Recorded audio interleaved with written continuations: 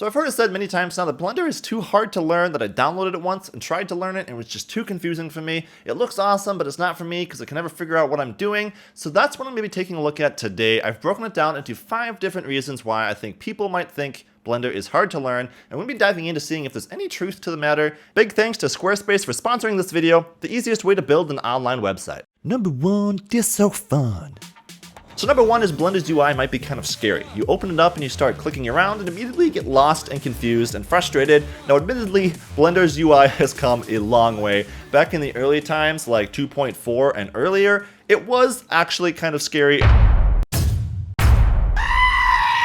It wasn't until 2.5 that the UI was refreshed and started getting a lot easier to learn in my opinion, but now in Blender 2.8 I would say it's actually easier than ever to learn. The UI has been cleaned up quite a bit. There's been new buttons added across the entire UI to be more user-friendly and easier to identify. They've also been made a little bit bigger, and settings that you need are on screen. The settings that you don't need as often are now organized into drop-downs where you can conveniently find them all bunched together in one place. It also has some new presets for different workspaces. Depending on what you're doing, you can click on one of these workspaces and find just the settings that you need for that specific task, which also makes it much more convenient for beginners finding the different settings that they need for what they want to achieve. Number 2 is so cool. Now number 2 might actually be because it's free. Wait, what? Now hold on, before you think that's a crazy reason for why people would find Blender hard to learn, I was in LA last year and I had the pleasure of meeting and talking to Tan, the creator, founder, chairman of Blender, basically the coolest guy on the planet if you guys didn't know already. We were actually talking about the same topic, why people say Blender is hard to learn, and Tan brought up a really good point. When people pay thousands of dollars for their software or an expensive monthly subscription, they put a really good effort into learning it then because of that investment. Whereas with Blender it's free, so what the heck, they download it, try doing a few things, get confused, and quit 10 minutes later. Which is obviously a big mistake, because if Blender was commercial software, it would obviously cost thousands of dollars, so it's really important to treat it with that value. So my genius idea was to charge people initially for downloading Blender, but then for every hour that they use the software, you refund some of the payment back until they've recovered the cost, and now they know how to use Blender, and it was still free. Genius.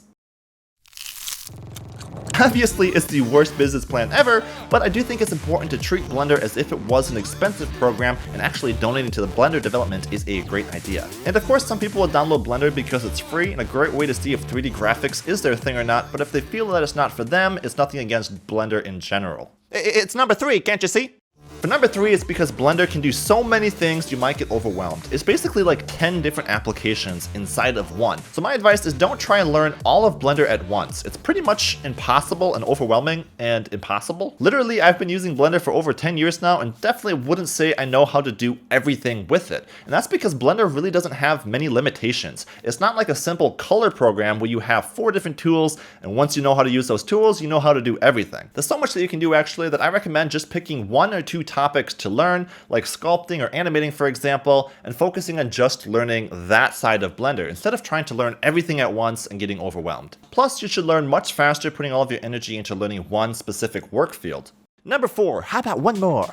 And number 4 is hotkeys. The absolute best way to learn how to use Blender is with 2 hands, one on the keyboard for shortcuts, and the other obviously on the mouse for doing mouse-like things, for mousing around, for mouse of your workflow? This can slow down the learning process a little bit because with most software you can get by just using the mouse most of the time and just slowly learning a few shortcuts along the way. But with Blender you won't get very far using just one hand, and this is actually a great thing. You can be almost twice as productive using 2 hands. I mean, imagine playing a semi-advanced video game with just one hand and how bad you would be. Blender is no different. It can add a longer learning curve to Blender, but it is so worth it for the increase in productivity. And what's the point of your other arm just to hang in there uselessly anyways? Number 5 is so alive! Number 5 is something I touched on a little bit earlier, and that is because you never stop learning how to use Blender. It's like a paintbrush. Just because you know how to hold it now doesn't mean you'll be able to paint the next Mona Lisa. But that's really what's awesome about it. It gives you the means of doing amazing things, but then it's up to you to develop your artistic creativity and use your imagination to take these tools and start creating and doing awesome things with it. And I actually think tutorials are a great way to get started by creating something cool while learning how to use the tools. So if you're interested in getting started with Blender now, might I recommend my beginner-friendly Blender 2.8 Ice Cream tutorial series. I'll put a link to the playlist up on the screen. I'll also link to Blender Guru's Donut tutorial series, which is another great one for beginners to get started with. Do you do something you want to share with the world, but like me, don't know the first thing about creating a website? Well, lucky for you, this video's sponsor, Squarespace, makes it stupid easy to create stunning looking websites in no time at all. They offer many great looking templates that are easy to customize to your liking and offer tools like email campaigns and social media sharing to help build exposure for your website. So do yourself a favor and head over to squarespace.com for your free trial, and then you can use my coupon code CGGeek at checkout to save 10% off your first purchase of a website or domain.